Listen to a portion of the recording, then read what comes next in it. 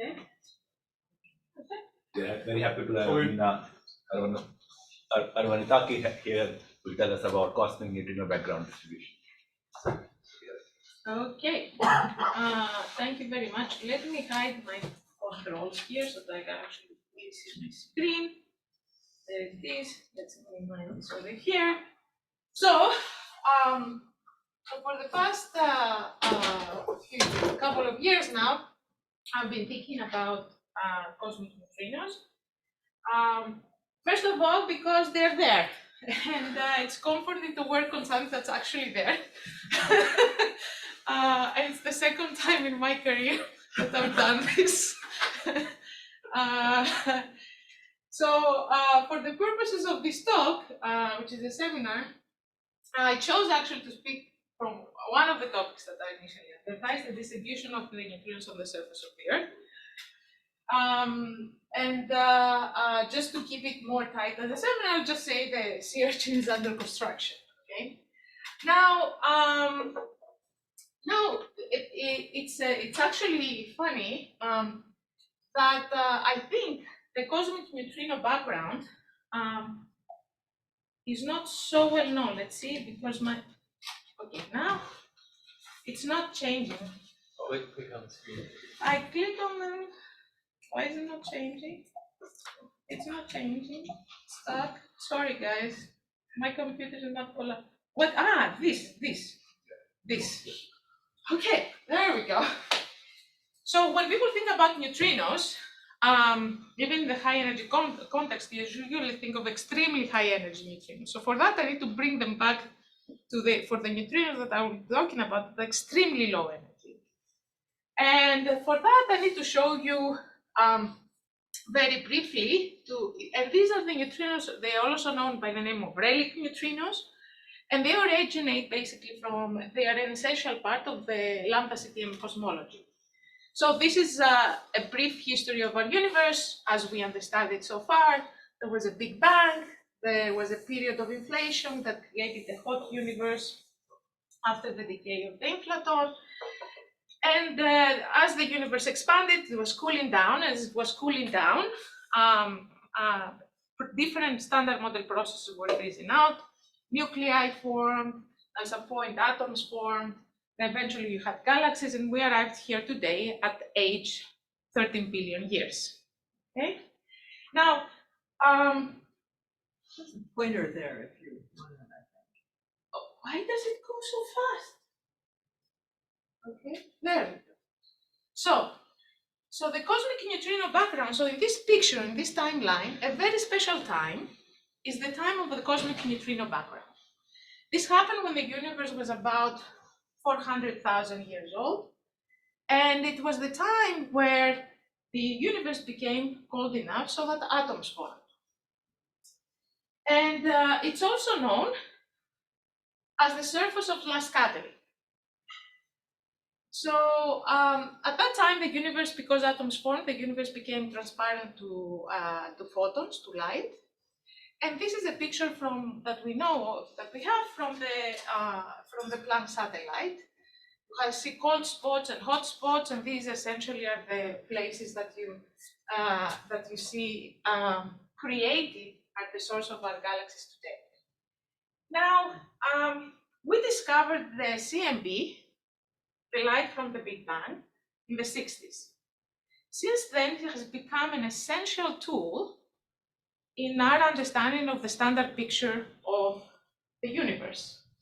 In fact, it has turned cosmology to precision science because we can measure quantities now, for example, the constituents of the cosmos to percent precision. Now, and this is an analog of the CMB, is the CUB, so the cosmic neutrino background, which was created just when the universe was a fraction of a second condom. At the time, the universe has temperature of a few MeV, and this is the time where weak interactions flows out. So neutrinos now from them could propagate freely. So today, these neutrinos so at the time they had very high energy, But today, because the universe is cold, these neutrinos have lost most of their relativistic energy, and they are actually moving with at the fraction of the speed of light. So, just to give them in context, the fact that they were created so early also makes them extremely special. So if you were to make a plot that shows the energy of neutrinos as a function of how much you have, you will actually see that these relic neutrinos from the sea and from the sea nu P are the most abundant species we have of neutrinos, and they are the least energetic species of neutrinos. You said you are doing real physics, but you don't put numbers on the axis. Yeah. Oh, sorry. I took this from, I had covered up Is this number density or energy density? no, this is flux, okay? So I can remove these things to make it better, but So it's it doesn't matter. It's I had it from this is flux. And I mean, number Yeah. flux. This, Number flux, not number energy. flux, Yeah. number flux, not energy flux, number flux.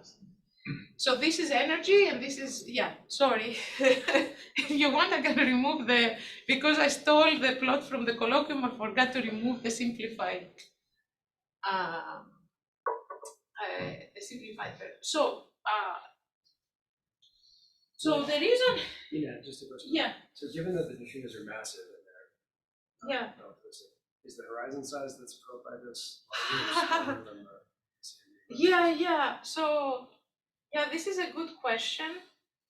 I think it is smaller because they travel a shorter distance, which may have implications about what information they carry, right?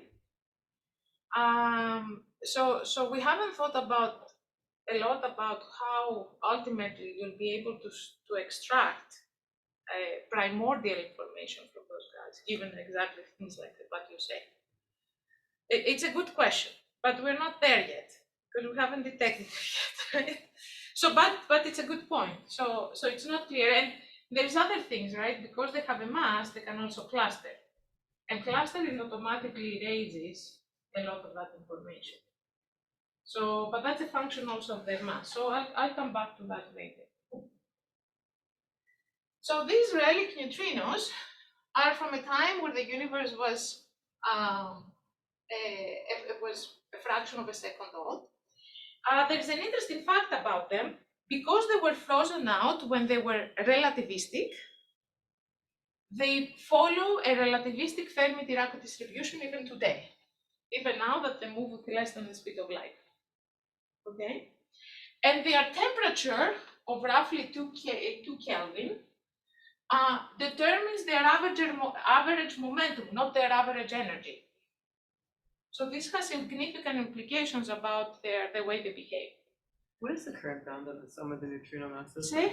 What's the current bound on the sum of the neutrino So masses? the current bound on the sum of the neutrino masses, it depends on who you ask. If you ask cosmologists, they tell you that it has to be somewhere below 0.2 MeV and 0.1 MeV. Sorry, sorry, wrong unit. 0.2 EV and 0.1 or 0.1 EV, somewhere there. So in principle, they're not that relativistic. No, they are not. Their velocity is somewhere between 10 minus 2 and 10 minus 3, somewhere there. Okay, because if you plug in the average momentum given this temperature is like 6 times 10 to the minus 4 eV. So for 0.1 eV now you get 6 times 10 to the minus 3 C. That's roughly the average velocity. So they are, I mean, compared to any other neutrino species, they slug around, right? Compared to anything that you would create from. That's also the maximal mass. Yeah, that's, well, if you I ask, should have asked about the minimum Yeah. mass, I guess. But The at minimum least mass actually- two, right? At least two are non-relativistic. Yeah. Given the neutrino mass we're Yeah. splitting. so it depends That's on, true. yeah, so there is a lower bound on the mass. Actually, do I have it there? Maybe it's the next slide. So that comes from the fact that, from the delta m squared that we have measured. So we know, in fact, that the heaviest guy cannot be below roughly 0.05 eV. Okay, so in fact, the range of the heaviest guy, we know to within a factor of 2 or 3, which is pretty cool. In fact, it could be that cosmology very soon will be able in the next few years measure the sum of the neutrino, actually see the effects of the sum of the neutrino masses, and give us a measure of the absolute scale. The latest one can be massless. It depends on the mass splittings, right? So Right, it for could normal. be, yeah, it could be massless. So there So could then be there's one that's flying like, around at the speed of Yeah, light yeah, and yeah. two slow. so yeah, for me, yeah, and for the stuff that I'll be talking about, the most interesting ones are the heavy ones. Okay, those are the ones that will give you the biggest effects that you will see. The other thing about neutrinos is that the standard model expectation is that you have equal amounts of neutrinos and antineutrinos, and that's roughly of 10 to the minus 9, given what we know from the baryon asymmetry. Basically, it's that the baryon asymmetry that you see in the baryon should be the same in the leptons. Of course, we can come up with models why that shouldn't be so, but let's go with that, okay? Now, the other thing, and it's like a disclaimer for throughout, I'll focus on Dirac neutrinos exclusively. You can ask me later for Majoranos, they behave slightly differently. And I'll assume that flavor eigenstates are also mass eigenstates. Okay. Now, this is not a huge correction in what I'm talking about, because they are non-relativistic the way, because they move so slowly, their energy is so little, there is not enough energy to have oscillations anymore. So it's a good approximation. It only gives order 1 corrections, what I'm talking about. And this is the neutrino mass hierarchy. So there are 2 types. I guess neutrino, people that have worked on neutrinos more than me know this better. Sorry, just to, Yeah. so I don't have the numbers in my head, but they get to go a really long way, right? So What do you mean? the neutrinos travel far, so even if they have a small probability of oscillation. No, the probability, because they are non-relativistic, it's not, they don't have the energy to go. So they are stuck in mass eigenstates because they're frozen, their energy is so little. So the energy is 10 to the minus 6. Stuck in that eigenstates. Yeah. So they are not, so starting with them being mass eigenstate is a good approximation. Also, I mean, I think that if you go just from their production, they stopped scattering and then these states just decohere. Yeah, and they just became stay, mass yeah. eigenstates, and they've been mass Yeah. eigenstates for a long time. Yeah, Right. and basically, okay. but the key point is like the energy is so low that it's a good approximation. It does change the effects because now I'm talking about electron and muons and taus. That affects the coupling that I will be talking about, but that's an order 1 effect, so Right. it's not a big effect. So this is the 2 types of mass hierarchy. So from experiment, cosmology can measure the absolute scale of neutrinos, but it hasn't done that yet. What we know from oscillations is the mass squared splittings between different neutrino species, and you can have 2 options, what is known as normal hierarchy, where you have a heavy guy that's mostly muon and tau neutrino, and the lightest guy is in the electron neutrino, just following the hierarchy of the standard model leptons. And then there's the inverted hierarchy case, where you have 2 heavy guys close to each other. Okay, and that happens because the oscillation gives you the absolute value of the delta m squared. We don't know the sign of delta m squared atmospheric.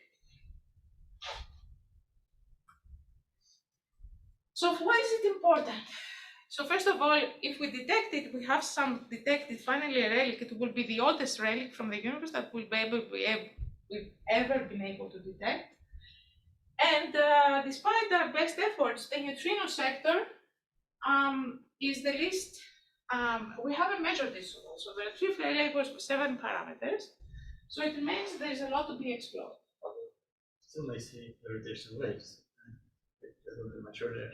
It could be, but in the standard model, the electroweak phase transition is first order, unless they come from inflation, for example. Yeah, from earlier. That Yeah, would it be could be. It could. Actually, it's maybe So I'm more saying, what achievable I'm than saying is, if this is detected, so far that would be the furthest thing we have seen. Okay. So now the question is, while the CMB was detected in the 60s with the horn antenna, very simple technology, it still took a lot of time to make it a precision tool. These guys have not been seen yet. And the question is why? So from a particle physics perspective, the way we think about detecting things like dark matter or doing experiments at the LHC is scattering. So you have something that comes in, scatters off of something, and then you detect it. So the rate of scattering goes like the G Fermi squared. And the problem with these guys is because they are slugging around, they have so little energy that their cross-section is small, and any energy they imprint on matter is also really small.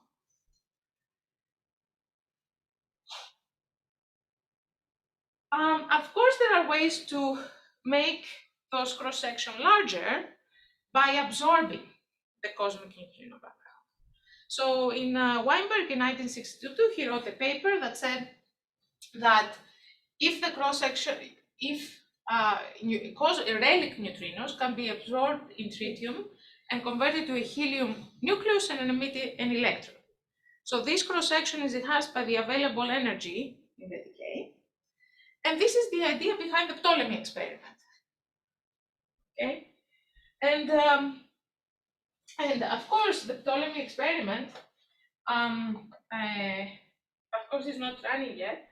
The key is, I mean, it has a lot of challenges. One of the challenges it has is that it, well, that you have to struggle with a huge standard model background, which is 27 orders of magnitude larger than the rate for this process.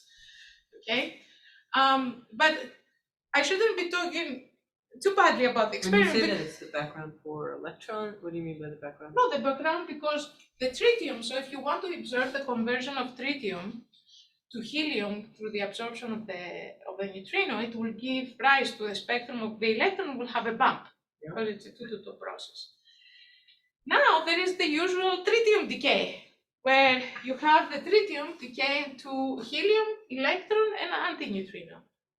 And that rate, formally, and it's an exaggeration, of course, because you can cut it with cuts, is 10 to the 27 bigger. Okay, you have to struggle with standard model. Why this cross-section is not bad? Like, if you run the numbers, the cross-section is reasonable for stuff that we have already achieved in the context of dark matter searches. It's just that the backgrounds are kind of insane. What's electron and tritium? It's oh god, 14 days or something? No, 3 Me years? too, what I'm 10 talking years. about, 12 years. Yeah, 12 years, sorry. I forgot. How if would it you was make the a years. bomb? Yeah, years, yeah, sorry. So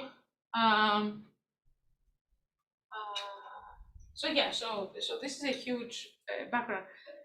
Anyway, you can talk about Ptolemy more, but I mean, after starting working on neutrinos, it's like I have new respect for these guys because, I mean, you have to start somewhere, even though they have other problems with the experiment. Another idea that people entertain is because these neutrinos move so slowly, they have a large de Broglie wavelength, which is a few millimeters. So they said that if you scatter something that has a few millimeter size, you couple coherently to the entire object. Nevertheless, they imprint so little momentum that still gives you a very small scattering rate. So can you make a depressing story better? So the idea is to use effects that are proportional instead of G Fermi squared, go like G Fermi. And these effects are based on refraction. So when particles go, everything that we see around us has a weak charge. So when neutrinos going through it, they feel the effect of the weak charge interaction. And vice versa, if you have an atom inside the neutrino background, there's going to be an energy shift that the atom will feel that's proportional to its weak charge, the Fermi constant, and the neutrino-antineutrino asymmetry. Okay. The idea was, okay, is there a force? Given that the atom sits in this background, could you measure the force on the atom?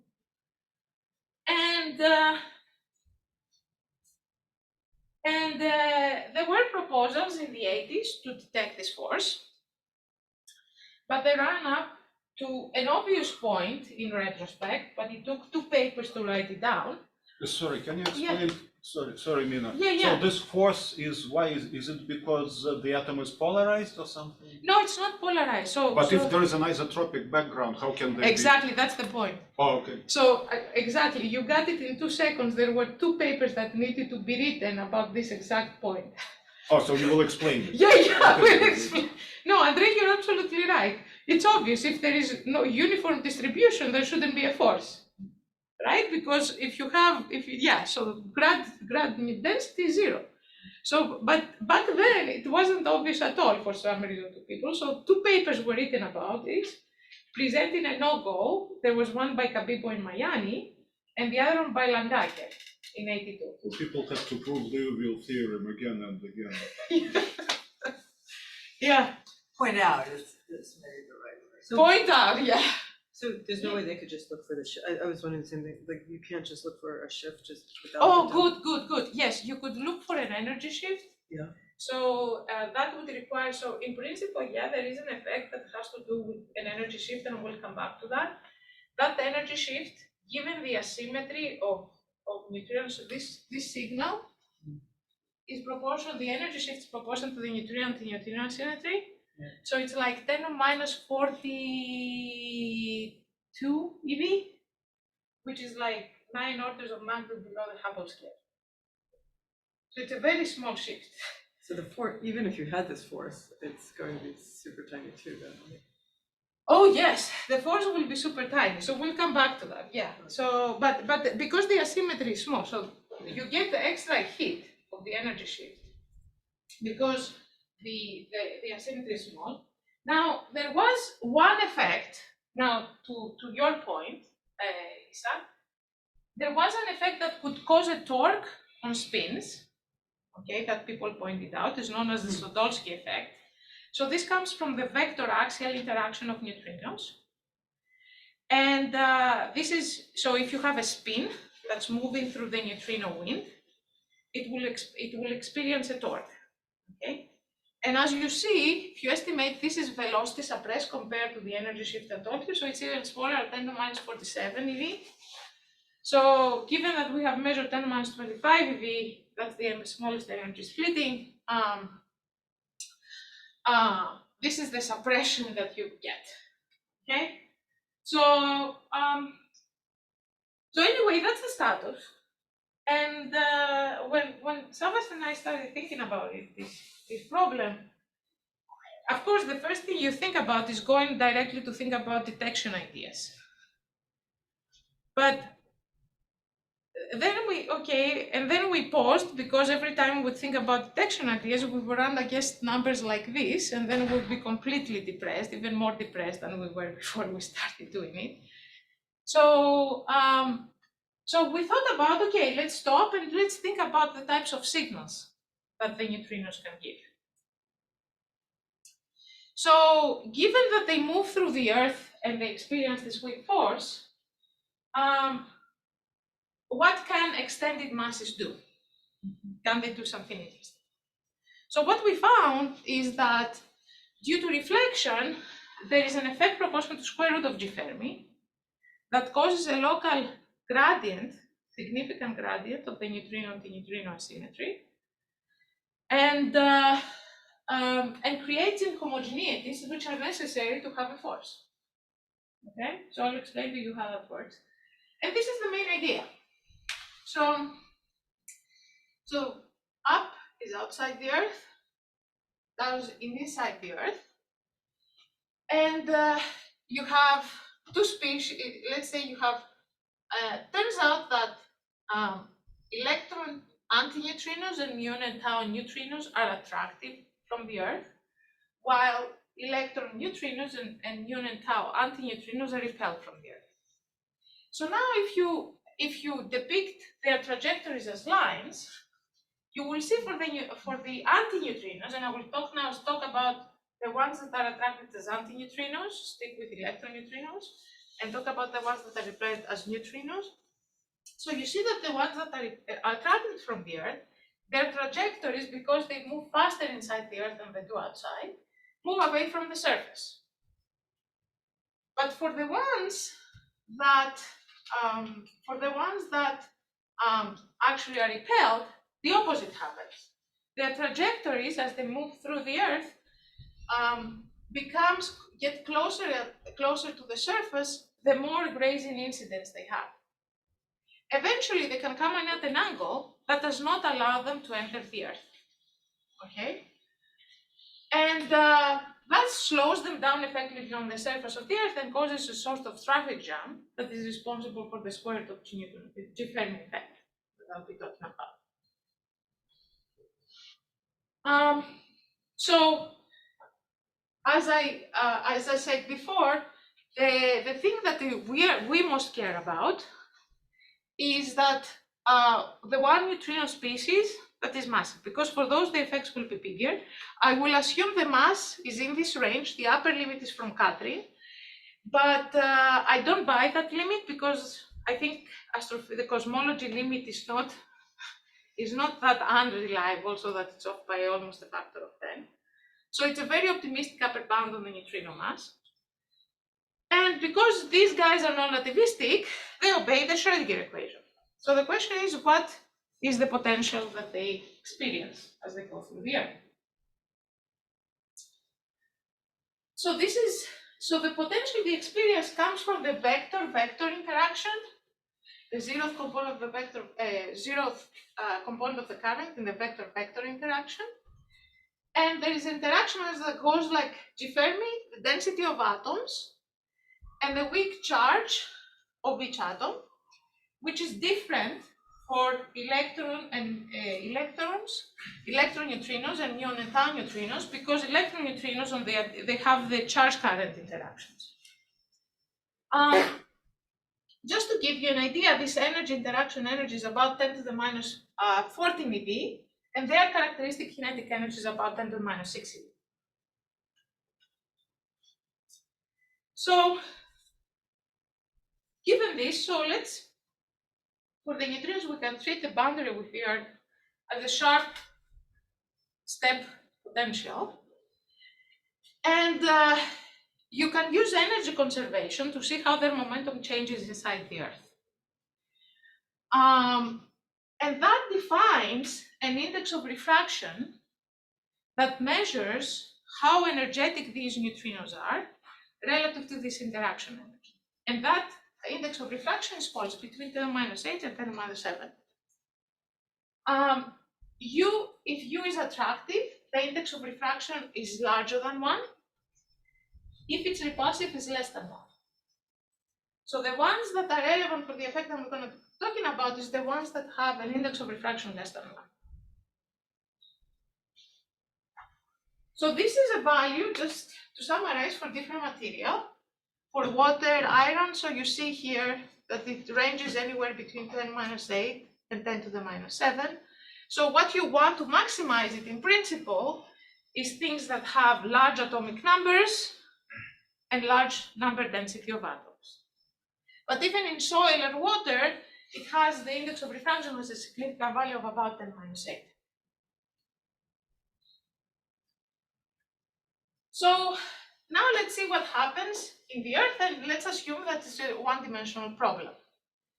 So the typical kinetic, if in one dimension, so the typical kinetic energy of the neutrino is 10 to the minus 6. So when they encounter the ones that are repelled from the Earth, when they encounter a tiny potential step, nothing happens to them, for the most part. But there's going to be a tiny fraction whose energy is comparable to the potential energy that cannot penetrate the barrier. And they can only penetrate the barrier in a small scale set by the classical inaccessible scale set by the evanescent wave, and all of the waves get reflected.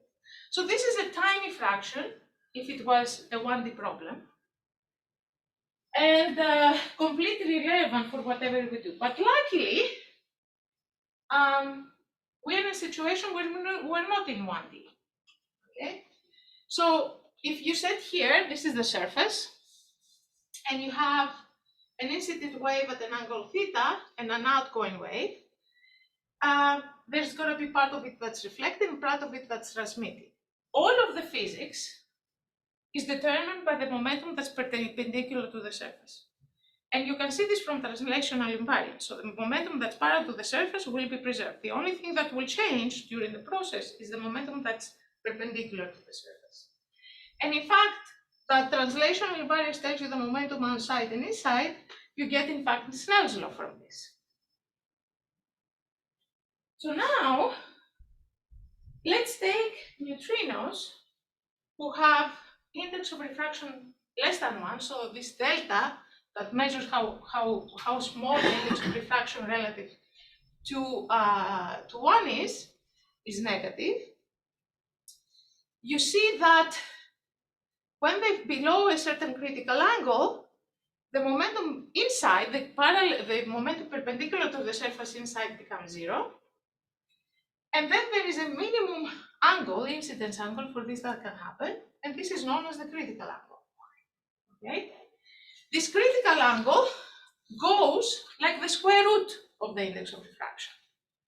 And this is where the effect tells you that is the square root of G Fermi. So it can also be translated to the requirement that this momentum outside, the perpendicular momentum, is less the square root of 2 times the mass of the neutrino times the interaction potential. And this is only possible for neutrinos that are repelled from matter. So the fraction of neutrinos for this happens is set by the ratio of this critical momentum perpendicular for reflection divided by the overall momentum. And if you run the numbers, this is a fraction of 10 to the minus 4 of the total neutrino, and it grows like the square root of the mass of the neutrino. Another interesting, notice now that this is a factor of 10 to the 5 bigger than the standard model expectation for the neutrino-antineutrino asymmetry. The scale of variation of this asymmetry is set by the evanescent wave scale, which is roughly 3 meters. And it's actually independent of the wave number of a neutrino. And the interesting fact, it's also the size of a building. It's not a macroscopic, it's not a cosmological scale, it's a very reasonable scale. So now, the question is, how do you do the calculation? How do you do, this is the physics behind it, so how do you do the calculation to see what's going on? So for that, we did some simplifying assumptions. We assume that neutrinos are coming only from one side of the Earth. And we assume that we ignore the fact that there's this tiny asymmetry. And we calculated, took the reflected wave, the transmitted wave, and calculated the difference between the density of neutrinos and antineutrinos. And then, of course, we have to sum over the average over the thermal flux of neutrinos, because they are not monochromatic, right? And what we got was something that looks like this. So what you see here is the distance from the surface of the Earth. So on the left, you have the vacuum. Inside, you have the inside of the Earth. And this is for 0.1 eV mass. We find, as you would expect, that the fractional size of the asymmetry grows like the square root of the index of refraction, giving you the 10 to the minus 4. And the inside of the Earth is determined by the evanescent wave scale, which is roughly 3 meters. Now, the outside of the Earth, it looks like it has a similar shape, but there is no evanescent wave. Can someone guess why that is? Because reflection is not like point in space or whatever, right? It's some interference. Yes. Or whatever. Yes. So you get a standing wave. So when waves get reflected, two things happen. First of all, you get a standing wave that with a period that is determined by the perpendicular momentum.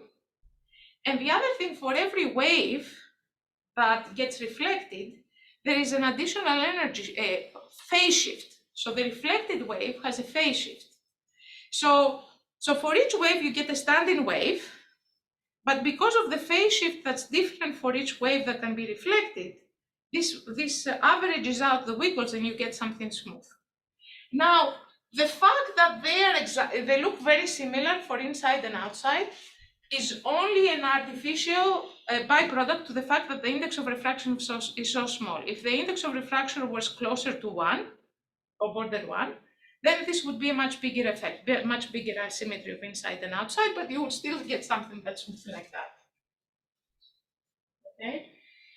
So, yeah, so it's interference effects that's at the outside, and you get similar, and this type of symmetric shape. Now, of course, what I did was an idealized case, and in fact, this is what we solved in our paper. So we assumed that the Earth was flat. And as we know, it's not. Okay? That's one thing. The other thing, I assume neutrinos were coming from only one direction, from the outside. But neutrinos come from all directions. So the question is, why don't the neutrinos that come from the behind the surface, actually cancel this asymmetry? And the key point of this is that the Earth is not flat, but is very big. So it's almost flat for what we need. And if you take it to be a perfect sphere, you see that the antineutrinos that are attracted by the Earth move faster inside the Earth. So when you run the numbers, it's not possible for them to be to hit the surface at angle larger than critical angle, so they get reflected back. Okay, and this is a crucial point. So I don't think, just repeat that. The vase. So the neutrinos. So in 1D, I understand the upper line. That yeah.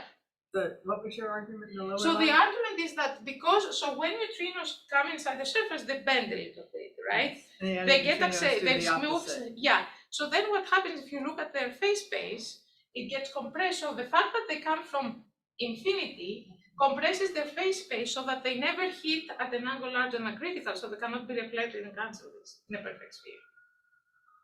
Of course, now local inhomogeneity is coming. You sort of get bit from the other side by your flat Earth approximation. It's key that the neutrinos have a distribution that's determined in vacuum in the far past. So if they were to come from inside, if we had a source of cosmic neutrinos from inside the Earth, that would be a different story, but we don't, okay? I mean, in fact, it could be an interesting story for a neutron star. Like in neutron stars, in fact, the tiny potentials that I'm talking about are not tiny at all. The index of refractions in neutron stars are order 1, they are ginormous. So there, you can imagine, first of all, it could be that they are part of the CNUB that never penetrates a neutron star. And if you have any low energy, and this is something that we haven't looked at, could you trap any low energy and accumulate inside the neutron star any low energy population of neutrinos, some whispering gallery modes? Because the potential for a neutron star is actually quite strong, while it's not the case for the Earth. So, but that we don't know yet. Okay? So you claim this naive calculation, which gives 3 meters, is actually okay, despite being naive? Yes. Okay. Yes. So there are 2 things for that, and I'll come to the next slide. That's an excellent question, Andre. Would agree you have to solve the 3D problem. You have to solve the law. And you've done that? No. What we've done is the following. So we've had someone actually do a mock-up of a perfect sphere for us, a mock-up toy Earth, where they summed over all the waves and did the Mie scattering of the waves and found similar, the effects persist, but still for the perfect sphere. The other thing is, so there is another thing that you need for reflection. This is something that telescope people know.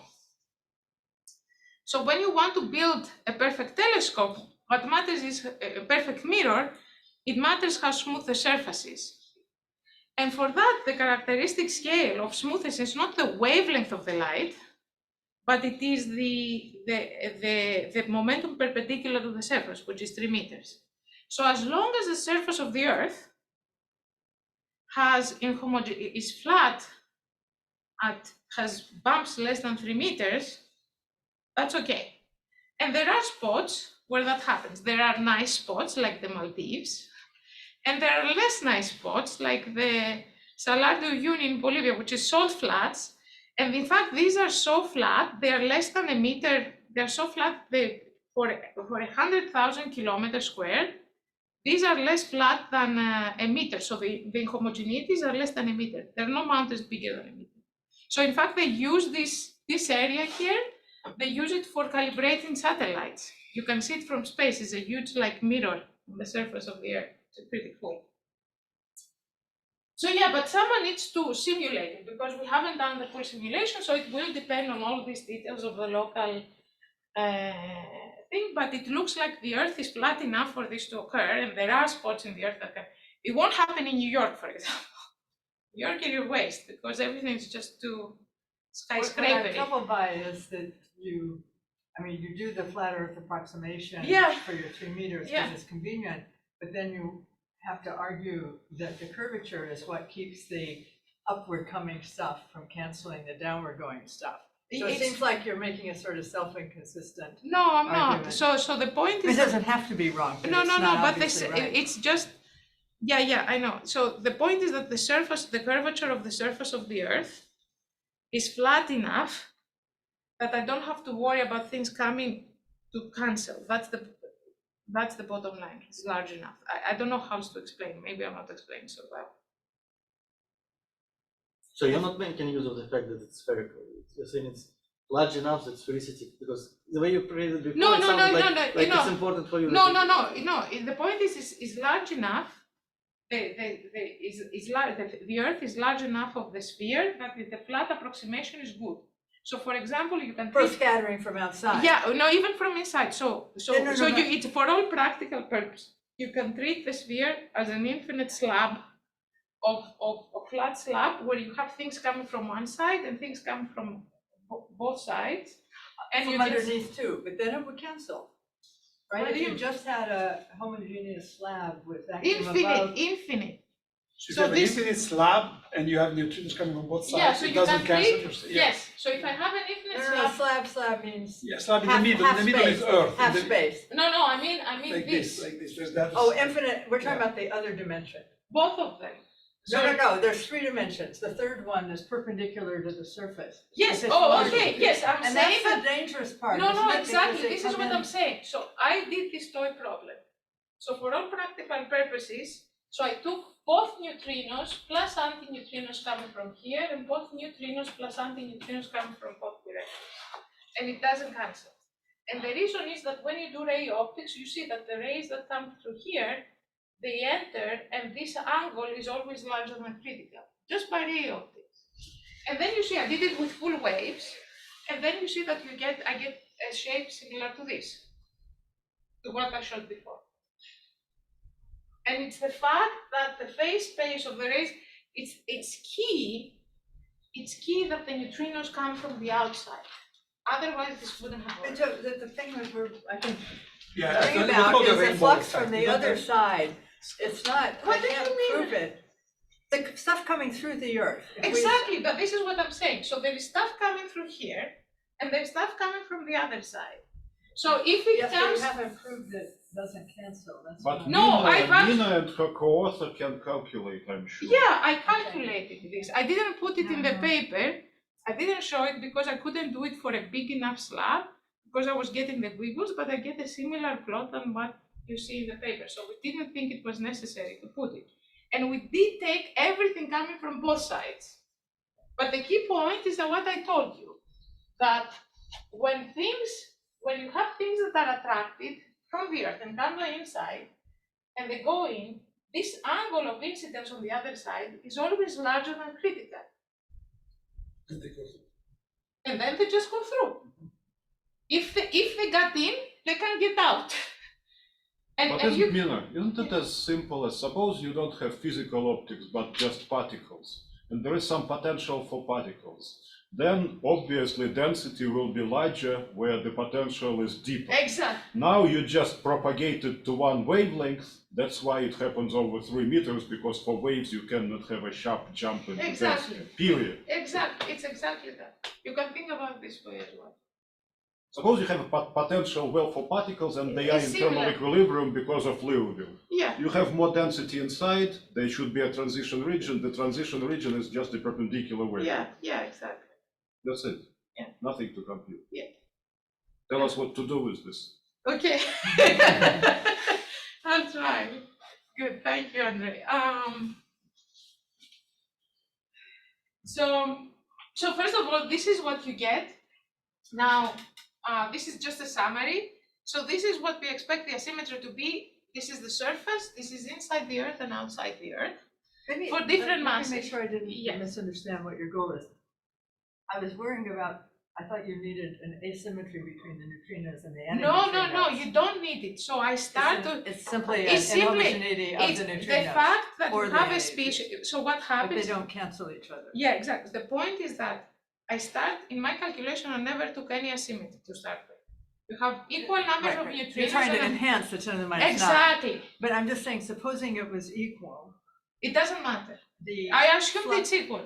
So the Okay, point great. is that I assumed in my calculation that in fact it's equal. But the fact that you have a boundary locally enhances, because you have the guys that are repelled, it enhances that asymmetry because those guys are essentially slowed down. And that gives you an excess of those guys. Doesn't enhance it, but introduces. Introduces, yeah. And the index of refraction correction for neutrinos and It's antineutrinos is opposite. opposite Right. sign. Yeah, Right. it's opposite. That's the key point. So one can reflect, the other cannot. So this is what you get, and this is for different masses. Now, the height of the curves are different because here I have included effects of clustering. Okay, and the clustering can be important for heavy guys. So it gives you a large enhancement. I mean, almost a factor of more than a factor of 10 to the minus 2 relative to the cosmic. But the problem with these guys, I think 0.8 is very optimistic, and we need to stop really believing on any cosmological constraints for this to be true. This is from the Catherine experiment. I think more realistic is something closer to 0.1 eV, and this is for the lower bound of 0.05 eV. And for those guys, the scaling of the asymmetry is it becomes larger for lighter masses by the square root of the mass. Okay, so for these guys, it's like 4 meters. So yeah. what if so it's 3 meters for this, but Yeah. let's say you make you have a lead sphere or something like this. Yeah, Right, then the scale is maybe a meter or something like that. Yeah. And the effect would also be bigger, right? And things are under your control. So. Yeah, so that's a good question. I think that it's not clear what the critical radius of a sphere is for this to occur. Because as I said, even though they go close enough to the surface, but may still cancel the effect. For the Earth, that doesn't happen. But for a lead sphere, maybe 3 meters is not enough. There is going to be reflection for sure. Okay, so there's going to be effect. So the interesting thing, this is an interesting. In these refractive effects, this 3 meters is an interesting scale, which tells you that big objects can have interesting things happening, and we can talk more about it later. But I don't think, though, you can get such similar things like the Earth. And we can discuss, we haven't really estimated what is the critical radius for this to occur. So now let's talk about forces. What does this give us? So now go back to the interaction of the atoms. So without a gradient, of course, there's no force. But now the evanescent wave gives you a force. For a 10 centimeter tungsten sphere, is 10 to the minus 31 Newton. Doesn't break any records whatsoever. Okay, it's 1,000,000 times lighter, smaller than the weight of a carbon atom. It's a really small number. Nevertheless, it's non-zero. It sets a target. for experiments. Okay. So now, before we had 0, now we don't have a 0. The other interesting thing that happens is the effect on the Studolsky effect, so the vector axial interaction of neutrinos. And for these guys, the torque that you would induce gets enhanced by a factor of 10 to the 5, still though it's much subdominant. If you were to convert this torque to a force, it's orders of magnitude smaller than the force that I showed you before. So it could be that that force from just the gradient on the 10 centimeter tungsten is the biggest effect. Now there is another cool thing that is not realized, and it looks like people forgot about it completely. So this Studolsky effect comes from the vector axial interaction of neutrinos, but there is a spin-spin interaction of neutrinos. And in fact, if you have relative motion of neutrinos, you can introduce, because of, this neutrino-antineutrino can be translated to a helicity asymmetry. So, and because we move with respect to the neutrino background, it will create a net polarization. So there is still a spin vector associated potentially with the neutrino, and our relative velocity with the neutrinos is actually comparable to the velocity of the neutrinos themselves. So it's a big effect. So it could be that the axial-axial interaction, and people have not appreciated this, could be a factor of 1,000 bigger than this. Okay, which may make it more interesting than the Studolsky effect itself.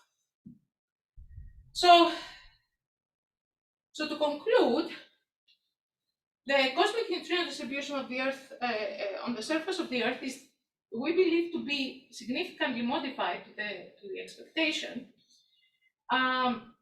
You get a neutrino-antineutrino symmetry due to neutrino reflections on the surface of the Earth in a zone of 3 meters above and below the Earth's surface.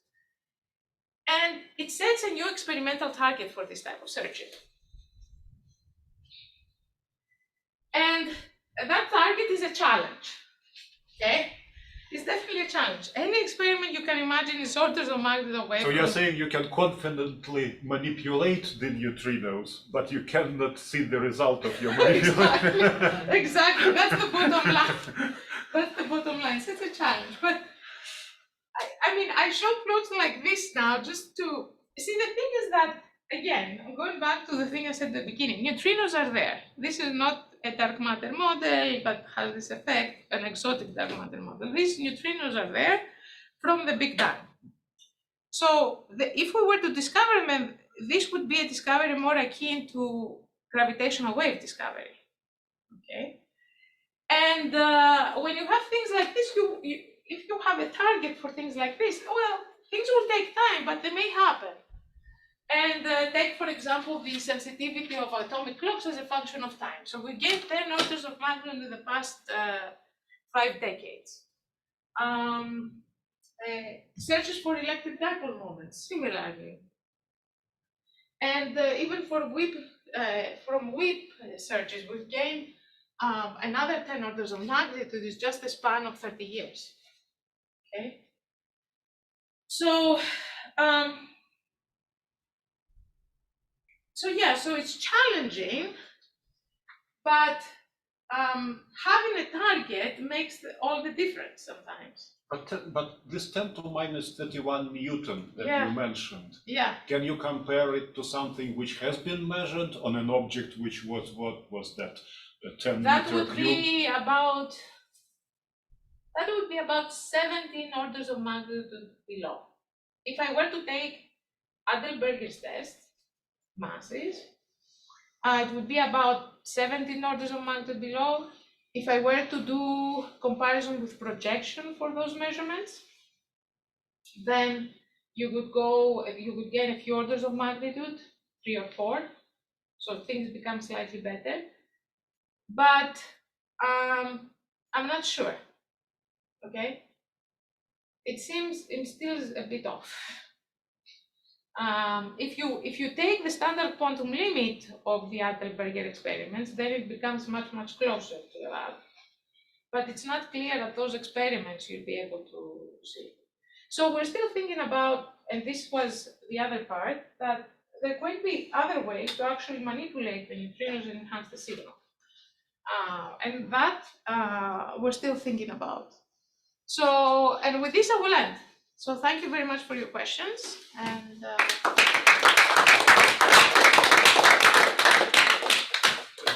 isn't there a big if that you mentioned at the beginning, namely that this is all worked out for Dirac neutrino? So what happens if... Good. Thank you, Massimo, bringing up the very annoying Majorana neutrinos. So the very annoying Majorana neutrinos have velocity suppressed interactions. So whatever I code here, just multiply it with a Rapley factor of optimistically 10 to the 4. Down. Okay, so there are other, so Majorana neutrinos, poor things, kind of suck. So the best. Let me listen. You mentioned a certain point. You say, okay, what is the difference? Okay. At the end, it's just the helicity difference. It's the helicity. So, but then as they cool down, there's still a memory of what. Yeah, they do have. Oh, right? You're right. So there's still some net helicity. Yeah. Okay. So the problem is that. So you're right. So we don't have. You only have the gamma phi current interaction. No, you're right. Yeah. Then what does that mean? So it means that the vector interaction in the Schrödinger equation. So you don't have the vector, you have the gamma. No, you have another fancy. So if I were, so I showed so for Dirac, the Schrödinger equation looks like this. No light, we don't see. I don't know how to turn on the lights, guys. Ah, that's better. Almost there. Okay.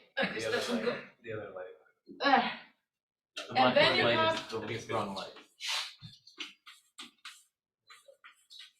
So you have this U, the scalar potential that I wrote down in the slides. For Majorana neutrinos, this term needs to be substituted. If you talk about helicity, and I'm sticking to helicity eigenstates, it gets helicity, and I'm going to project to the momentum again.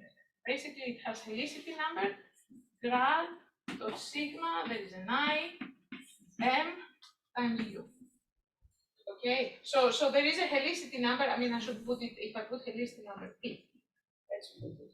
So there is a velocity suppression in this. There's one more derivative, you're saying. Yeah, there is one more derivative. Because there's no gamma 0. There's Exactly. There's no vector. Yeah, exactly. There's only the gamma 5. Exactly. Gamma 5, gamma B. Yeah, so this is the remnant of the fact that they are moving. So if they were not moving, this would go to 0 as well. So this is the biggest interaction they can have is with polarized material. So where U now is the spin density, this U now is equal to G Fermi times density of spins times spin of, I don't know, electrons, nucleons, and this doesn't have velocity suppression. You realize of the fact that you in the Dirac case you have a neutrino charge at 0. Exactly. While in the Majorana. No, you do not. Well, here, this can still be significant. For example, in iron, you don't lose a factor of 10 to the 3, you lose a factor of maybe 20. I mean, you still lose, but it's not such big of a hit. Could you use the iron core of the...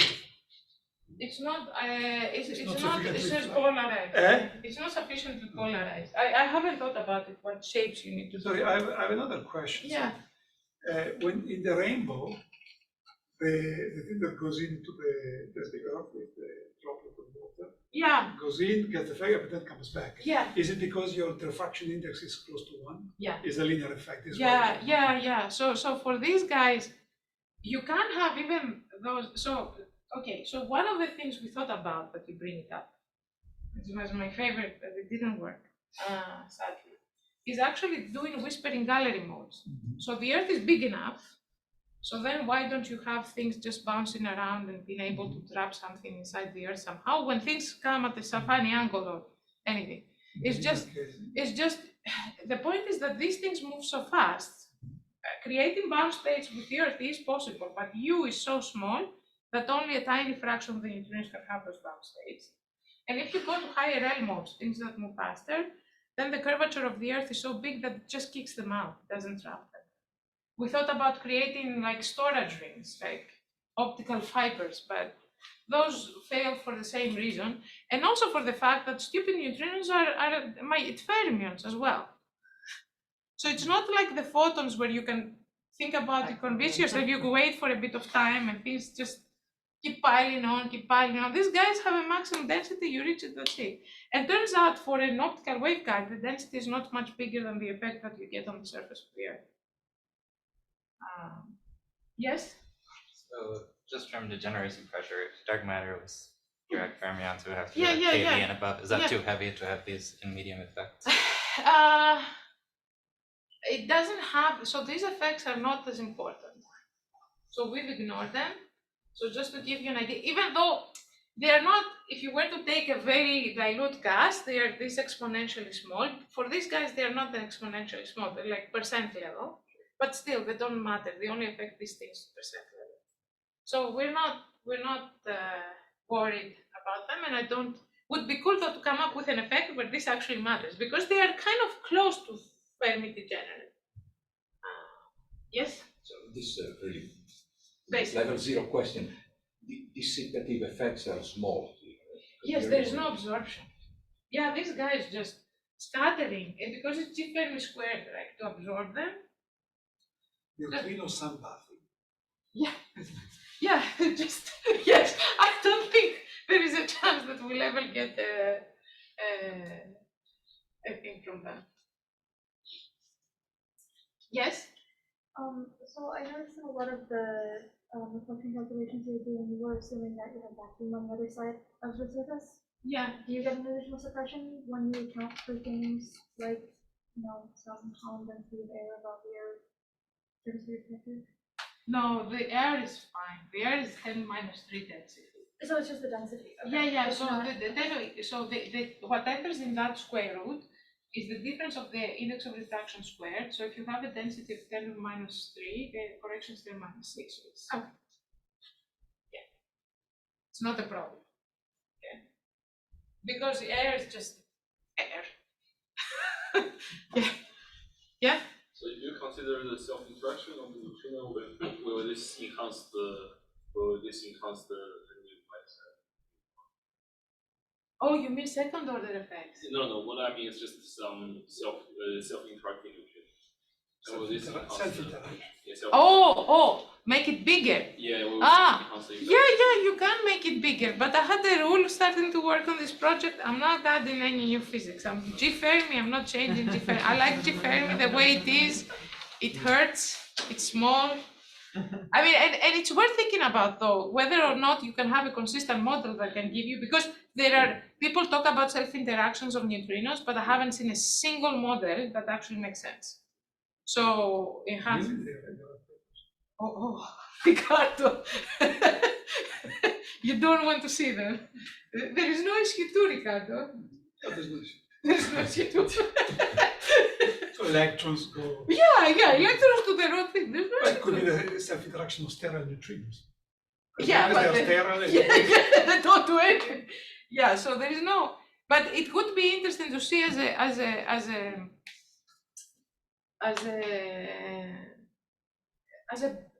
a benchmark when you try to build experiments, for example. Experimentalists will ask, can I do things in between?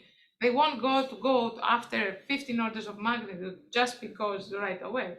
But sorry, let me ask a question. I'm thinking something crazy. So yeah, if I add a rate and a neutrino, but then I make it strongly coupled, but the coupling I make it weak. Is there a window where I can do something interesting? It could be. We just haven't spent any time. Zero. When I say because, zero time, because you're doing the neutrinos, so you could have one of the components, the right-handed component, since it doesn't have electroweak quantum number. No, this is what we started. Some strong exactly. This is what we were thinking of adding some, trying to write some model that does this. But we never. We just find that other stuff to give ourselves busy with. Yeah, storm in a glass of water. Yeah, and that would be interesting to have a model. We just and we're planning to do this, but just find other things. 50% species. Don't involve in physics for the time being. Yeah, but it's a good question. I think this is the route we were thinking. Just have stuff coupled to the sterile neutrino, to the right hand neutrino. Yeah. Anyway.